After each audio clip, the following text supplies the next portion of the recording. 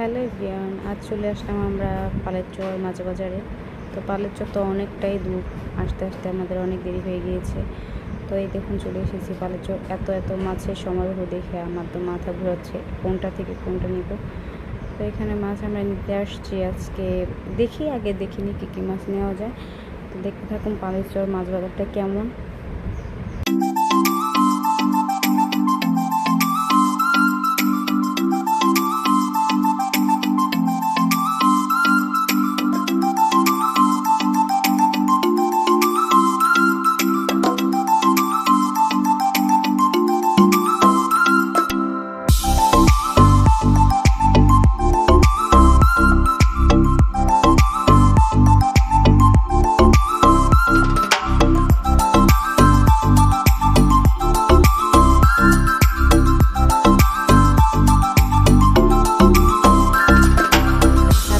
ঘুরিয়ে দেখেন আমার কেমন লেগেছে, আমার ভিডিওগুলো কেমন লাগে আপনাদের কাছে কমেন্ট বক্সে জানাবেন।